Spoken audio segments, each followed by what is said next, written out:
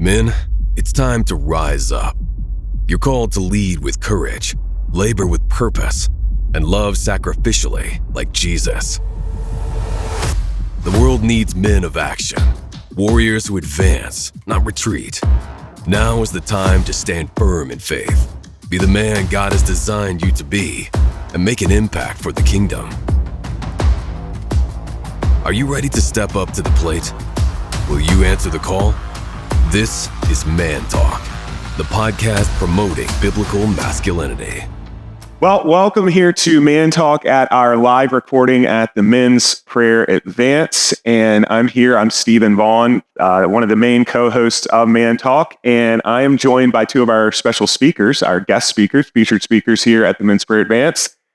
Jim Schettler on my right here, and on my left, Pastor Kurt Skelly. And we believe that the world has taken masculinity and either tried to destroy it or redefine it in a way that God has not intended. And so we believe that the Bible is very clear on what it means to be a man.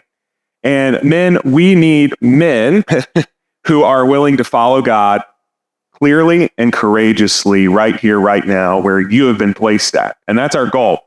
And so right off the bat, I just wanted to ask you, what are some key issues that you've seen men face in your decades of ministry, however long you've been ministering? I believe, how many decades have you ministered, Brother Ken? I don't know, 48 years, okay. And it's 40 years, 35. Okay, so a lot, right? So over those years, what are some key issues, and obviously maybe how they deal with them change, but the core issues that men face, I don't think change, they just get repackaged. What are some of those key issues that guys face on a daily basis? Yeah, sure. I think three key words for men: protectors, providers, leaders. I think all of those are being undermined. I think men need to be the protectors, the providers, and the leaders. So anything that builds those up and helps them. Now, the other thing is very specific instruction in righteousness. Men, we're kind of headlines. We're not so much copy. So we like, I need to be a provider. I don't know how. Oh man, I need to protect. So what does that mean? Oh, leader, man. I haven't got a clue. So I think the thing that we've got to come back in, we're pretty good on the doctrine. We're amazing on reproof. We're not bad on correction, but we struggle with instruction and righteousness. Those steps on how to do those three things as men. I think those are some of the areas. That's good. What about you, Brother Kurt? Yeah, first of all, I would agree with everything that Jim just said, but, and I would add to that is that I think we have a faulty concept of what discipleship is. We have made discipleship a prepackaged program in our churches, and we're trying to train men by sitting with them for an hour on a Wednesday night, or having a small group study on a Tuesday morning or Saturday morning, or thinking that the monthly men's prayer breakfast is going to equip them. That's not going to do the job. There has to be real life on life discipleship in churches where men that are mentors are with other men, and life on life. That's what Jesus did. And we can't improve on that methodology. Yeah, discipleship really, it's just as much, if not more practical than it is formative, right? And formative helps, but if you're depending on formative to make disciples, then we probably need a little restructuring. And that I love what you said there. That brings up a good question for me, really, is this idea of community and guys building a strong network of other men who believe in God and follow him just as much as they do. And that could be a generational thing, I've been told. But personally, me and my dad, we have really good discussions. If you've ever listened to Man Talk, those are only half of them. The ones that happen behind the camera are the fun ones, right? And but we talk all the time about generational differences. And I think that there are some generational differences. I think that there is some generational differences between his generation, my generation, and in how we approach friendships, relationships, and so on. But I also think that generational differences, and you guys can correct me if I'm wrong, because you're older than I am in a different generation. I think that generational differences sometimes has been used as an excuse of why we don't have strong communities of faith and why we don't have strong relationships with other guys. And it can be used as a cover-up to avoid opening Is that fair, or is that kind of maybe off? What's your thoughts on that? Yeah. I'll let you go. It doesn't matter. There's so many things about what we're saying right now. It is interesting. When God created man and then left man in the garden, everything has been good. And then he said, by the way, Adam did not figure this out. It says, it is not good that man should be alone. This is not going to work because we don't do well with interaction. And God's going like, you know what? If I'm going to have a relationship with Adam, I'm going to need to create a woman so that I can learn how to, or so that he can learn how to relate with man. And I think one of the things that we really lack in this community, I think men, many times we think that we got the answers, but we don't listen. We don't ask questions and we don't listen. Iron sharpeneth iron. Yep. I have and that's such a good verse. You mentioned that verse earlier this morning. And I thought that is exactly the verse these guys need to get. Iron sharpeneth iron. So is a man sharpeneth by the countenance of his friends. He's face to face with them. We're supposed to dwell with our wives according to knowledge, but I think that works out with others too. We need to listen more and ask more questions and just talk. And then find out where someone's coming from. I don't know, quick, but yeah, no, that's good, Brother Kurt. Why is community, this discipleship process you mentioned, mentoring? Why are these things necessary for? I would call them necessary for growing in our relationship with the Lord. They're not necessary to begin a relationship with the Lord, but I believe if we want to have a vital relationship with God, God's people are supposed to be together. And so can you give us some maybe insight on why it is so necessary for guys to have a strong network of faith? Yeah, for sure. And I think one of the reasons why we're so bad at it is because we live in a society that has enculturated the Lone Ranger mentality. We live in a society that we have enculturated anonymity. We don't share our problems with other people. We're guys. We suck it up. We pull ourselves up by the bootstraps. And all of this is foreign to the Bible. And all of this is foreign to Bible culture. So American culture has created a brand of men's ministry that is foreign to what the Bible teaches. And it's important that we get back to a more holistic and organic way by which we are relating with each other, not just to talk about the football game, not just to talk about the weather or the job, but to talk about Jesus, to talk about faith, to talk about real struggles, to confess our faults one to another, all of that. So to get back to, why is it necessary? Well, it's necessary because Jesus said it's necessary. It's necessary because this is the clear teaching of the New Testament. This is the whole purpose for the local assembly, that we would come together, not just weekly, but that there would be a daily interaction. That was the early church. There would be a daily interaction, a daily camaraderie. Foreign to the Bible is even the idea of doing evangelism on one's own.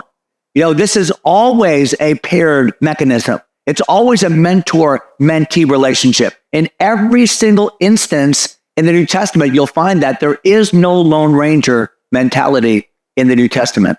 Yeah, it's the idea that every man, I believe, and my dad, I got this from my dad, and he probably got it from somebody else. Okay, so this is not original, but every man should have somebody who's walking before them, walking beside them, following behind them, right? And if that's not present, why not? I don't think it's because there's no lack of somebody who's looking, like you challenged yesterday, who's looking to pour into someone. And so maybe there is, and we need to just challenge that more. But I don't think it's because of a lack of somebody willing to follow and who's looking for help. I think it's sometimes that we are maybe not looking as much as we should.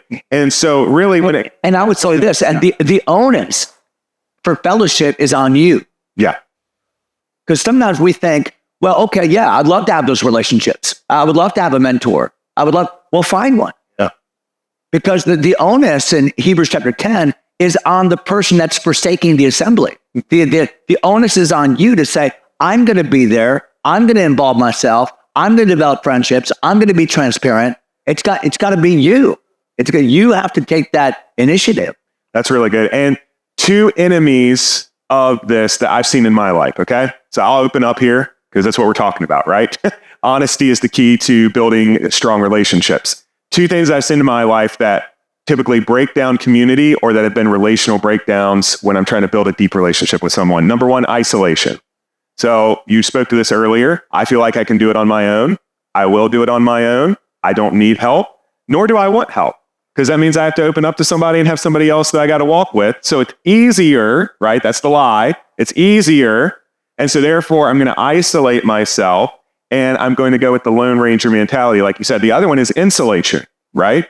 So I define insulation as this. I can have all these shallow relationships, but I'm insulating myself from ever opening up and actually being honest with someone to dig deeper. So I'm insulated. So we're going to talk about real stuff, but I'm going to give the base level answer, the Christian answer that I know will get me just by enough to where I don't actually have to open up with somebody. I'm going to cover up just enough of who I really am in my accountability relationship to where they don't think I'm too bad, but I'm not going to get down to the actual real me, right? And so isolation and insulation, I believe, can be huge enemies to building this deep community. What are your maybe some thoughts or extra things that you see as hindrances to this, other than culture and the way that we view it? I thought you handled it that well. Okay. The relationship is based upon position. Whatever my position is to you is my relationship with you. So he's God, I'm the creation. He's father, I'm the child. My Marilee is my wife. So all relationships, I have sons, I have, college students, I have whatever's in my life, it's all based upon my position with them. So I think sometimes the very first thing in order to get into someone's life and to have someone come into your life is to first of all establish what is my position with that person. And then you enter in that way, and then you begin to ask questions. And you initiate yourself into that person's life based upon the first thing you establish. By the way, do you know this? That when we see a person walking down the street, the very first thing that we do scientifically, they've proven this, is we want to know what gender they are. Why do we want that? Because that's going to be my relationship to that person. Yeah, I want to know right away, is that a male or a female? Because that's the way I'm going to relate to that person, depending upon that. And that's true in all of life. So I think the first thing the men need to be aware of is, okay, what is my position and what is my relationship? Might be a peer relationship, maybe an equal relationship, and maybe an authority relationship. And then I enter into that relationship after I've established what is my position to that person. So I'm going to ask you for a follow-up here in just a second, but just kind of to what you just said, do you think that some of the tension, like who's been burned in a relationship before? Anybody ever been burned? Yeah. Can we just be honest, okay? We've all been there. We've been burned. Do you think some of the tension, and I'm not excusing other people do wrong and they do us wrong and those relationships happen and you can get burned. Do you think that sometimes tension in certain relationships can come from not understanding the position that you have with them, or they don't understand the position that they have with you? That's probably number one tension in a marriage. It's like, is that the husband role or is that the wife role? Finding out your roles. And sometimes the biggest tension with your children are the same, where do I fit as a father for a 5-year-old or a 15-year-old? Where is my position with that as well? So I don't think that's all there is. No, but you can. Absolutely. Yes. Because what I'm trying to get at is, I think sometimes we think, man, I gotta have a relationship with everybody, and we get tapped out. It's like, you don't have to have a relationship with everybody, but you do have to have a relationship with somebody. And so it's kind of like just figuring that out. Yeah. So do you have any kind of follow up on some of that in that arena that we were just discussing? Yeah, I mean, first of all, I agree with everything you just said, especially the idea that some of you are in larger assemblies and you're a mile wide, but you're an inch deep. And saying hi to 50 people on a Sunday morning in the lobby is not going to build your faith. Be friendly. I'm not suggesting not saying hi, but unless there is a proactive decision on your part to get yourself in a position where people know you, they know your deepest struggle, they know your most pressing prayer request, they miss you when you're not there. If you're not in a group like that with other men, then you are in a dangerous place. And you need that level of accountability and encouragement. You just do. And if you're not in that, you are in a dangerous place. And I'll say one other thing about the isolation comment that Stephen so excellently made. And that is, when we choose to be isolated in our problems, our besetting sins, really that's a tacit admission that we intend to revisit it. Think about it. If you're unwilling to say, this is what I'm struggling with, and I want you to help hold me accountable and pray with me on this and checkpoint me in this. If you're unwilling to say that to another man, what you're really saying is, I intend to revisit this. I'm just not admitting it to myself yet. Yeah. So be careful. That's really good. That's really good. Sin likes to live in the dark. So where if there's absence of light, it grows. And I don't think any man is strong enough to withstand every temptation. Like you talked about this yesterday. And so as we continue this, for the guy who's sitting here or listening or watching and says, where do I start? Like, I have no idea where to begin. We've talked about the need. I think they get it. Talked about the enemies. I think they get it. Where do you start? Like, how do you start? Let's do that and then go into that. Extremely simple and a starting point. I think there's a lot of different places you can get on the highway, but let me give you one exit ramp that you can get on. He mentioned the thing about going around shaking hands at the beginning. My son Ben said something to me. He said, Dad, when the pastor says go around and greet everyone, he says, Dad, I have determined I'm going to meet one person.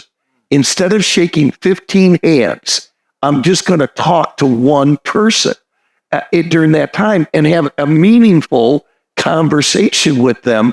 And again, well, how does that start? With questions. And maybe it starts even with their name or whatever. But if you know something about them, by the way, that's another thing to do, is collect data on people that you're learning more about Harvey. You're learning more about Steve. You're learning more about Tom. And you keep that data because you use that data to go further with them. You start off with the twig, then the branch, down the limb, down the trunk, and you get to some root things as you gain data and you continue to ask questions. I think the one verse with this is, be swift to hear and slow to speak. And I think us as men, we need to listen and ask. That's from real beginner. That's really good. And that even points out the idea of being intentional with it. Ooh, it doesn't happen. You don't just randomly walk into a room and that no one in, and you're going to have 5 lifelong friends all of a sudden, and you're going to have a mentor and a mentee out of nowhere. But what are some keys here? Where can we get started? Yeah, and I don't know what the keys are, but I will say this. Let God choose your friends. But he does a better job choosing your friends and your helpers than you do. And that's a very, very biblical concept. Jesus chose from among many 12, and here's the operative phrase, to be with him. And these guys never would have chosen each other. Peter never would have chosen a friendship with Matthew. I can promise you that. They never would have. But what happened is their commonality in their dedication to and their call from Jesus put them in a venue where they became these partners. And what I would say is community is not a goal. Community is a byproduct of a goal. And so if your desire is, I'm going to go to church and make friends, that's the wrong reason. No, we go to church to honor and worship Christ, to fall in love with Jesus, to follow him with all our heart, mind, soul, and strength. And when we do that, I promise you, in that pursuit, he will bring to you the people that ought to be in your life. Pay attention. Friendships and mentorships is not so much about you assessing as it is you recognizing what Jesus is doing in your life. Yeah, I think that's so good. You got something on that? All I was going to do, I'm just trying to add things that they can go. When you find out about somebody's need, maybe it's by a prayer request or whatever, needs are great roads to get into people's lives. Listen to people. And by the way, watch for people's needs. Start asking the Lord to be sensitive. You know what? He's not having a good day today. I don't even know who that is, but that guy's struggling over there. Well, you can come in the need rope. And when you see the need, and Bill, I'll tell you what, that builds an immediate bond with someone when you come in to help someone with a need. So that's what I had. Another one I can't think of right now. But anyways, I'll never forget when I first graduated college, started working at a church like within 11 months, I think, or a year after. They probably should have never hired me, but they did. So I was young as could be. I think I was 22. And I'll never forget, there was an older pastor there, and he had pastored for, I can't even remember how many decades. And he and another person on staff, they would always challenge me. They would always say, Stephen, you always get the job done, but you're viewing people as checklists. Yeah. Stop viewing them as checklists and view them as people. That's really, and I'll never forget that I made an intention of that for around 10 to 12 months. And it absolutely changed my relationship with everybody around me. Yeah. Because all of a sudden it went from, oh, he's just here to ask me about something, to, he actually is listening to what I'm saying. Yeah. And I was. And then I wanted to hear what they said, and then they would listen to me. And all of a sudden the credibility and the currency was there. Yeah. And so last night, I wanted to tie this in a little bit. Last night, my dad talked about drawing near to God. Talked about you approach God hungry, humble, and honest. I would argue that drawing near to people involves three similar concepts. Yeah. You have to have a desire. Yeah. And if you don't have a desire, getting close with someone's going to be kind of hard. It's like fighting an uphill battle, right? Yeah. And if they don't have a desire, it's like talking to a fence post. Yeah. And so there has to be some desire there. There also has to be a level of humility. If humility is not present in a relationship on both sides, there will typically be tension of some kind that comes out. And then if there is no honesty, you create a shallow depth, like you said earlier, where, yeah, I know you. I know your name. I have a relationship with you. I may know your favorite sports team. But honestly, I don't really know what makes you tick as a human. And so honesty is a key there to deep relationships as well, I believe. So I had a question for you guys. I thought of the one other thing. Go for it. While I'm looking at my question. When I hear these kind of podcasts, I want to leave with something practical. Let me tell you something else that I've learned is when you've got we are so task oriented. Why do we have to do our tasks by ourselves? Whatever, we got to go to Home Depot, take a child, take somebody with you, take somebody. Next week I gotta drive to Atlanta or whatever. Would you like to go with me? I think intentional, but I think sometimes men are very task oriented. If we can teach men to take someone with them or do the task with somebody, and it doesn't have to be a drive. It could be the task around the house. And when I started doing that with my children, and when I started doing with college students, it's like I don't go nowhere when I don't take a college student with me. Well, then there you can really build something as well. We live in the age of policies. And so we always get caught up in policy or task, especially in when we're working with students, right? That's where kind of some of that comes in. And they're there for a reason. But I always would find a way to, sure, get the policy. But if I'm going somewhere, can I get 2 or 3 students? Okay, so I can't take one, right? That's the policy where I work, fine. I'm going to get 2 or 3 and we're going to go do this. And that was the best thing that we ever did. You build something. Hey, I need help building. Hey, I'm going to call 3 guys instead of whatever, and I'm going to get them and we're going to go do this. Yeah. It was fantastic. Yeah. It was the best. So practically here, as we're winding down, couple of last minute questions that I want to get in, and we probably won't do justice to them, but I want to at least kind of touch them. There's a guy here, maybe a leader even, and they say, that's great what you're talking about, but the men at home that I'm around have no desire for what you're speaking of. Is there anything practically that can be done to encourage desire other than stepping out and being intentional yourself and taking some of the brunt of trying to do it on your own? Is there anything that can be intentionally done to help foster desire as a leader, maybe, for these days? The desire is a spiritual issue. You can't manufacture someone else's desire. You can lead that horse to that water, but you can't make that horse drink. Obviously, you're at the spiritual level, so you pray. And you pray specifically for God's grace in that person's life, because grace gives us, it's God's unmerited favor that gives us both the desire and the ability to do his will. And so when there's a lack of desire in any spiritual discipline, then really the core issue is a lack of response to God's grace. So, oh God, that there need to be more oh God prayers on the behalf of people. And back to something Brother Jim said a moment ago, and that is men do much better this way, right? Men do much better walking side by side, sitting next to each other in an automobile. This is when conversations open up with men. And with women, it's this way. You try to talk to your wife without looking at her, right? It doesn't work, right? Look at me. Stop what you're doing. I can do two things. No, look at me, right? But with men, this is awkward. But I tell you what, you get on the golf course together, you sit in a tree stand together, you go on a trip together, this opens up, and that's really important. That might be the best thing that I've heard about men relating to one another. It's so true. So I'm going to put you in a fun spot, okay? And I know you're going to love this, okay? You're going to take the last question, and you get like 2 to 3 minutes to give your best cold shot, just a cold open of answering this question, okay?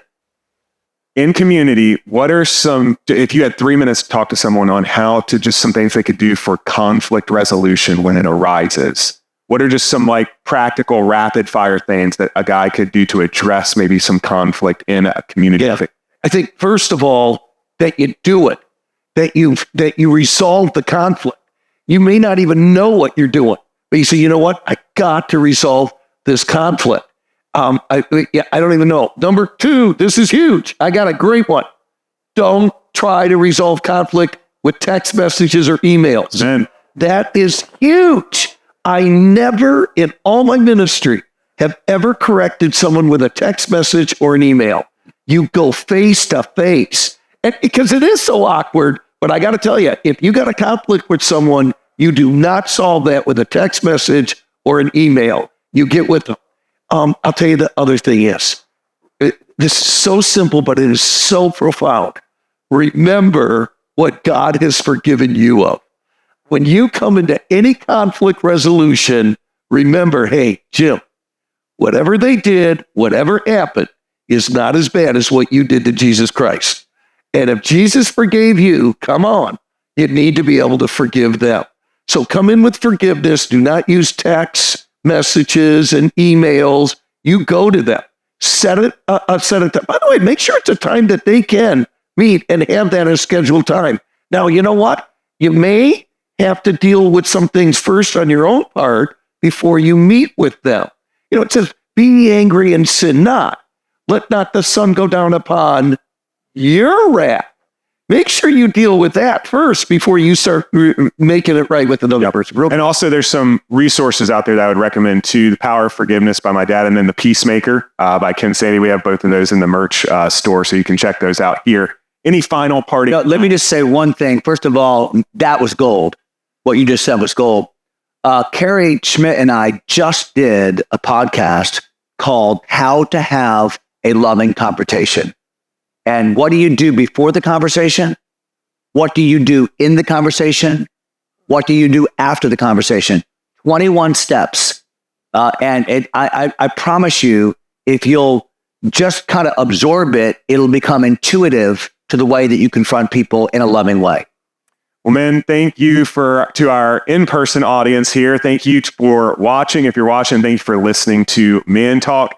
As always, you can find us on pretty much any social media platform. If you're sitting here in the audience, you can scan one of those and start listening on the screen. And we are just so pleased that I've been able to sit down with you and interview you on what it means to build Christian community. Guys, make sure you do it, because as it's been stated, Jesus tells you to do it. So that's the number one reason. And then also be intentional about it. And let's go not be Lone Rangers, but men of faith who are following Jesus together. Thanks for listening to Man Talk, and we'll see you here again next time.